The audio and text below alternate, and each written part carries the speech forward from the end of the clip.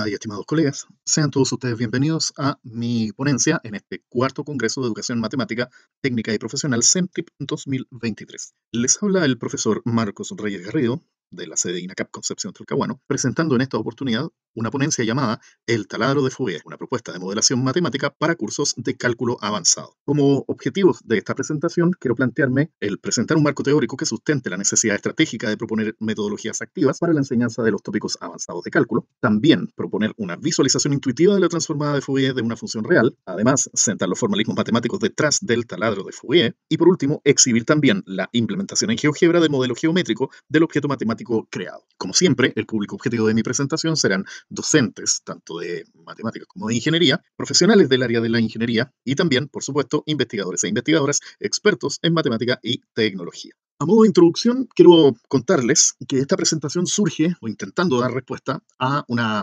problemática académica que aparece en algunas universidades y para algunas carreras de ingeniería muy específicas, dentro de cuyas mallas aparece un curso que, al menos en el caso de la Universidad de Concepción, se llama Complemento de Cálculo, en el cual, como dice ahí brevemente lo que usted ve en pantalla, es un curso que tiene 4 horas teóricas a la semana, 2 horas de práctica. Interesantemente, no tiene horas de laboratorio, pero sí tiene horas de estudio personal asociadas, que considera un total de 6 a la semana. La descripción que podemos encontrar de este curso de complemento del cálculo en la página de la Facultad de Ingeniería dice que es una asignatura que integra los conocimientos de series de Fourier, ecuaciones diferenciales y cálculo complejo, tanto en forma teórica como operacional. Se describen, fundamentan y aplican los sistemas de autofunciones ortogonales generados por problemas de Sturm-Liouville y su aplicación a la resolución de los problemas clásicos de la físico-matemática. El segundo complemento de matemática es referido a los elementos del cálculo complejo. Pero bueno, ya con esta lectura nos damos cuenta de que existe un problema sintáctico acá, debido a que este texto, al ser la descripción de un curso, se espera que condense en un mismo párrafo todos los contenidos y habilidades que se espera que el estudiante logre. Sin embargo, en esta oportunidad, los temas aparecen artificialmente separados. Por otro lado, los contenidos de este curso son bastante técnicos, como usted puede ver. Primero, se espera analizar los conceptos relacionados con funciones de variable compleja, algunas definiciones básicas, el plano complejo, límite, continuidad, etc. ¿Ya? El objetivo, obviamente, es llegar a los tópicos correspondientes a transformaciones conformes. Como siguiente tema, aparecen los espacios de funciones y series, obviamente con la intención de llegar a la serie de Fourier, la integral de Fourier, la transformada de Fourier y los sistemas de Sturm-Liouville. Como tercer tópico, algunas nociones de ecuaciones diferenciales parciales, evidentemente que se pretenden revisar las ecuaciones clásicas del calor, de Laplace, de onda, ¿cierto? Y además algunos casos particulares de ecuaciones resolvibles a través de métodos algebraicos elementales. Como penúltimo tópico aparecen los elementos del cálculo de variaciones, que viene conectado, ¿verdad?, a las ecuaciones diferenciales parciales, en las cuales el estudiante debería manejar la ecuación de Euler-Lagrange para algunos problemas de valores extremos condicionados, formulación variacional de problemas lineales y algunos métodos aproximados de resolución de problemas variacionales. Esto siempre pensando en las técnicas numéricas de resolución de ecuaciones diferenciales parciales. Y como último tópico aparecen algunas integrales elípticas, como dice ahí. Entonces, después de analizar este curso y los objetivos que tiene, podemos observar que, al parecer, la idea acá es que el estudiante pueda hacer por sí mismo análisis armónico en las materias que tengan que ver precisamente con funciones ondulatorias. Y efectivamente, esta asignatura, al menos en el caso de la Universidad de Concepción, se dicta para carreras de Ingeniería Civil Industrial, Ingeniería Civil Electrónica e Ingeniería Civil en Telecomunicaciones. Al seguir analizando el sílabus de la asignatura, podemos observar también, en la misma página, insisto, de la Facultad de Ingeniería de la Universidad de Concepción, que los aprendizajes esperados son, como dice ahí, el construir la extensión periódica en serie de Fourier de cualquier función continua por tramos definida en un intervalo acotado, distinguir los distintos tipos de convergencia de una serie de Fourier, analizar el problema de Sturm-Liouville asociado a un problema clásico de la físico-matemática para construir su solución formal en serie de funciones, utilizar la integración compleja para evaluar integrales impropias reales y examinar transformaciones conformes simples. Pero, si a la luz de esto nosotros volvemos a analizar la descripción de la asignatura, vemos algunas contradicciones. Mire, decía que la asignatura integra conocimientos de series de funciones, ecuaciones diferenciales y cálculo complejo, tanto en forma teórica como operacional. Aquí ya hay un problema, porque en ninguno de los aprendizajes esperados se evidencia dicha integración de conocimientos, más allá del hecho conocidísimo de que algunas ecuaciones diferenciales parciales en dimensiones finitas admiten una separación de variables y por lo tanto una solución particular en serie de Fourier, y considerando también que la inversa de una transformada de Fourier precisamente es una integral compleja en un dominio de Bromwich, pero que exista una evidencia de aprendizaje tendiente a la manifestación de dicha integración, la verdad es que al menos acá no se evidencia. Por otro lado, sigamos leyendo, dice, se describen, fundamentan y aplican los sistemas de autofunciones. Una vez más, recordando los aprendizajes esperados, no hay ninguna parte en donde diga expresamente que se van a aplicar las autofunciones, al menos desde la perspectiva que nosotros tenemos claro qué significa el concepto de aplicar. Y por último, como ya habíamos comentado, el hecho de que venga después del punto aparte la última línea, el segundo complemento de matemáticas referido a elementos del cálculo complejo. Entonces, estimadas y estimados espectadores, claramente esta asignatura, al menos en el caso de la Universidad de Concepción, presenta algunas dificultades, problemas, en las estrategias didácticas con que se espera abordar los contenidos. Si nos vamos a la Universidad de Chile, en particular, en la Facultad de Ingeniería, en el campus Bochef, aparece un curso llamado Cálculo Avanzado, el cual, como usted ve, está repartido en 15 semanas de clases y considera 4 contenidos. En el primero se comienza con tópicos de cálculo vectorial, luego con variable compleja, después un poco de análisis de Fourier y finalmente ecuaciones en derivadas parciales. Al menos acá, en la secuencia de contenidos, se aprecia cierta claridad en el objetivo final de este curso. Claramente acá, la idea de todo está centrada en el análisis de ecuaciones en derivadas parciales. Por otro lado, si revisamos la bibliografía asociada a estos cursos, que normalmente la redactan los mismos profesores que dictan estas asignaturas, nos encontramos ejercicios como los siguientes. En este caso, al estudiante se le pide calcular una serie de Fourier de una función definida por tramos, está formada por 2 funciones constantes, lo cual es muy común, puesto que la onda cuadrada tiene muchas aplicaciones. Sin embargo, después el problema se pone un poco más teórico porque dice que hay que deducir una suma infinita que tiene que ser igual a pi dividido entre 4. Otro ejercicio que aparece exactamente en el mismo texto dice que se pide demostrar ya un teorema. Como usted puede ver ahí, se presenta una secuencia de razonamientos tendientes a la demostración de este hecho y todo siempre dentro de un halo eminentemente teórico. Claramente aquí el objetivo es que los estudiantes sean futuros investigadores. Otro ejercicio que aparece en el mismo apunte, ya tendiente a las ecuaciones en derivadas parciales, como usted puede ver, pide demostrar integrabilidad, es decir, convergencia de esas integrales impropias, que tienen toda la pinta, por cierto, de ser transformadas de Fourier, y finalmente se pide que se apliquen dichas funciones a un problema de valores de contorno de un Laplace. Por último, mostrarles un problema propio de ecuaciones en derivadas parciales, que aparece en los textos de estudio de tópicos de cálculo avanzado, en el cual al estudiante se le desafía a aplicar, como dice ahí, el principio del máximo débil para una ecuación del calor. Siempre todo eminentemente teórico, más bien tendiente a un investigador científico que a un futuro ingeniero. Esto termina de mostrar, estimadas y estimados, la alta necesidad de proponer acá algunas ideas de implementaciones metodológicas tendientes a aprendizaje activo. Y en lo que sigue, yo le quiero presentar una idea.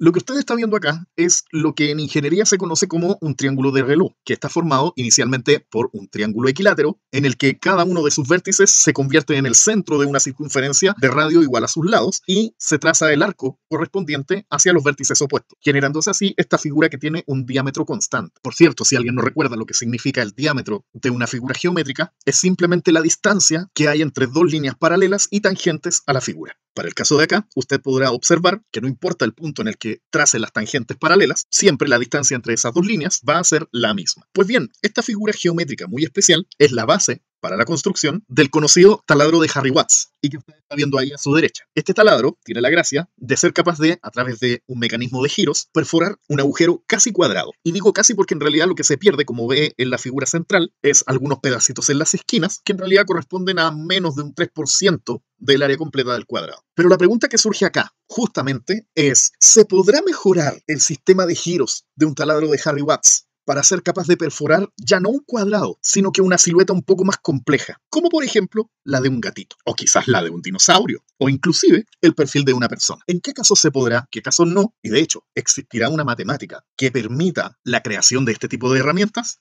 Eso es precisamente lo que vamos a ver a continuación.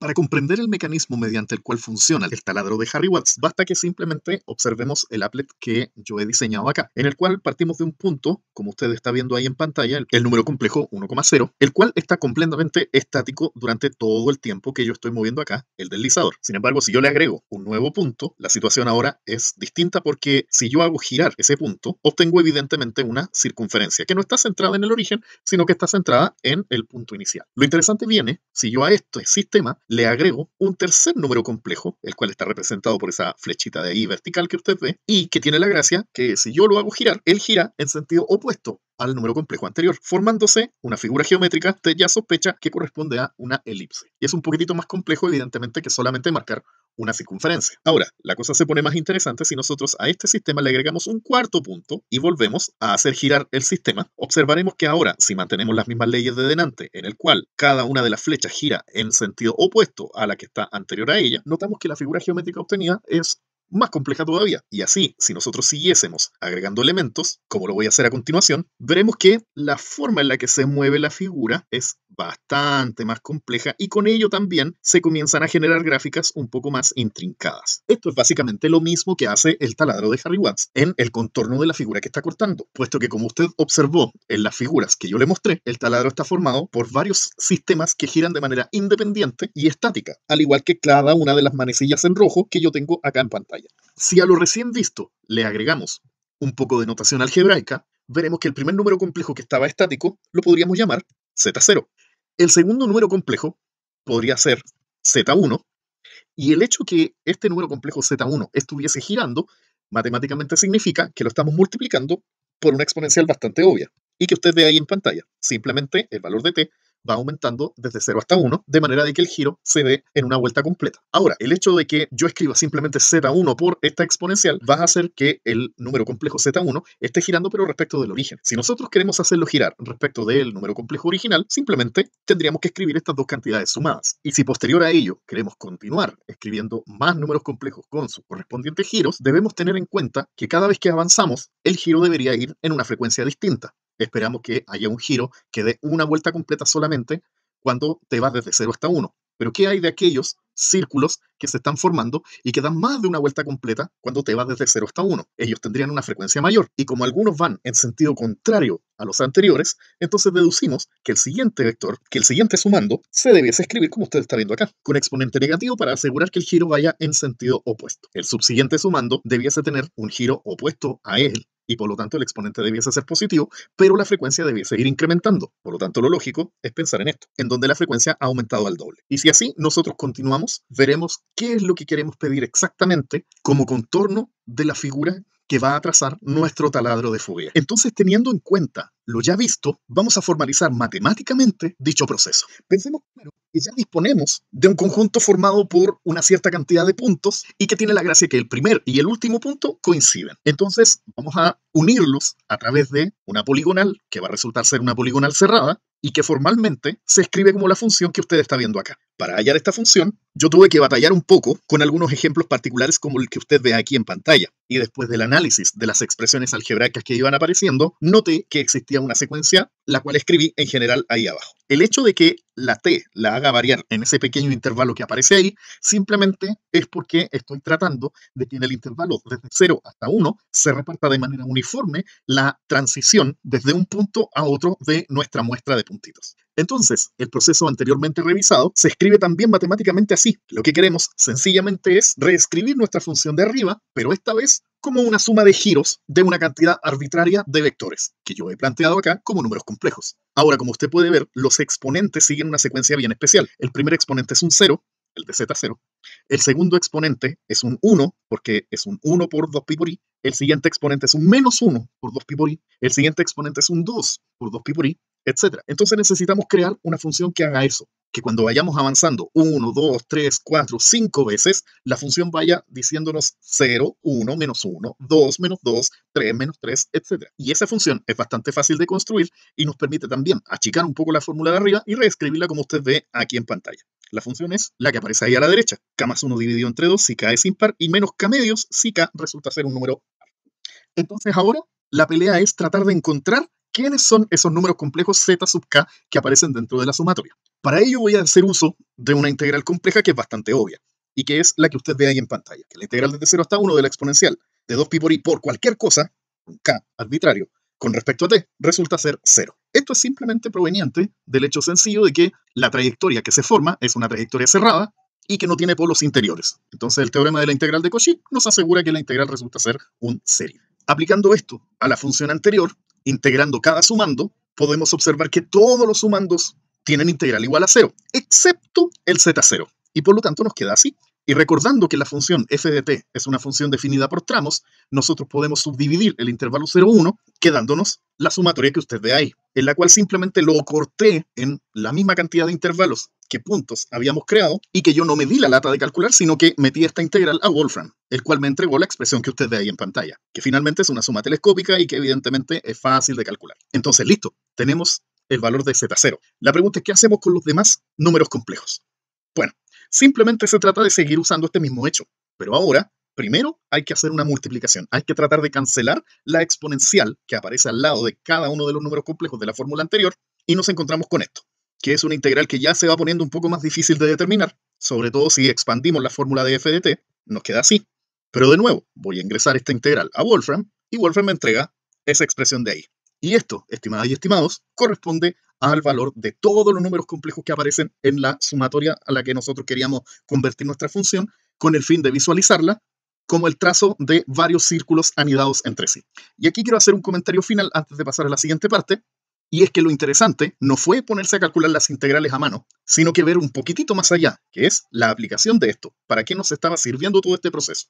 Entonces, bueno, vamos a ver cómo queda esta implementación desde GeoGebra. Bien, estimados y estimadas, aquí tenemos implementado ya el algoritmo recién hallado, esta vez en GeoGebra, y yo tengo ya previamente aquí dibujados los puntos de control de lo que sería un cuadradito. ¿Por qué no le pude poner 4 puntos? Porque simplemente el algoritmo es tan bueno que para 4 puntos, como los considera todos metidos dentro de una misma circunferencia, simplemente traza una, circunferencia. Y en cualquier caso, si los 4 puntos no pertenecieran a la misma circunferencia, por ejemplo, fuera un rectángulo, lo que me va a trazar es una elipse. Ahora, si la figura va a corresponder a quizás los vértices de un trapezoide, que no tenga ninguna simetría específica, ahí recién me va a formar una figurita quizás un poco más curva. Pero en este caso, con el fin de mostrar acá qué es lo que ocurre con el taladro de Harry-Watts y cómo se mejora a través del algoritmo que recién hemos diseñado, yo quiero mostrar que para el caso de 3 flechitas, el giro se ve bastante claro cómo funciona. Como usted puede observar ahí, una de las flechas se mantiene girando en torno al origen y mientras tanto la otra simplemente hace un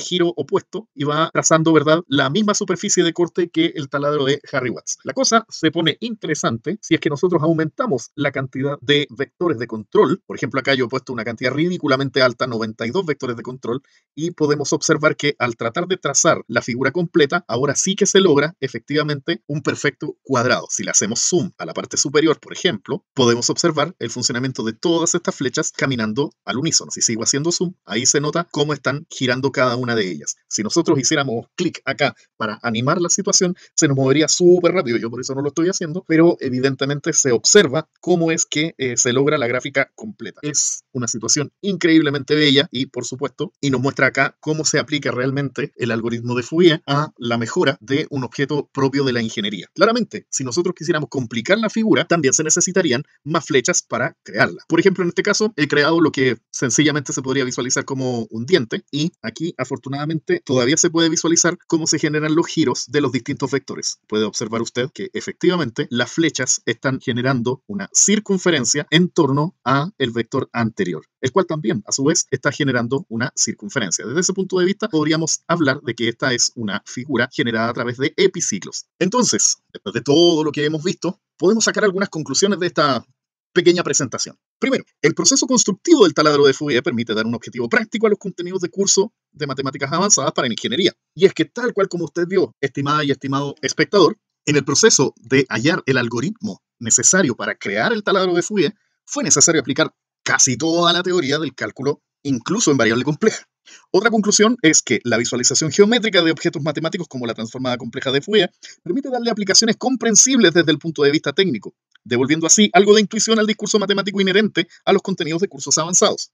Aquí solo agregan que, como usted habrá notado, cada una de las integrales que nosotros calculamos para hallar los ZM eran precisamente transformadas de Fourier de la función dada. Como tercera conclusión, también menciono que el proceso de programación exige conocimientos matemáticos más allá de lo que se está programando, y desde esa perspectiva parece ser una buena forma de desarrollar el razonamiento lógico deductivo en un contexto tecnológico. Lo cual va en línea, por supuesto, con lo que se ha propuesto muchas veces ya en este Congreso de Matemáticas Técnico y Profesional. Ahora, por supuesto, la siguiente etapa yo se la propongo a usted, estimado y estimada profesor. Estimada y estimado profesor, puesto que le invito a implementar esta iniciativa en estudiantes de niveles homólogos en distintas modalidades de educación superior con el fin de mejorarla. Finalmente, es muy de corazón agradecer vuestra atención y quedar atento a las consultas que vayan apareciendo. Muchas gracias. Hasta pronto.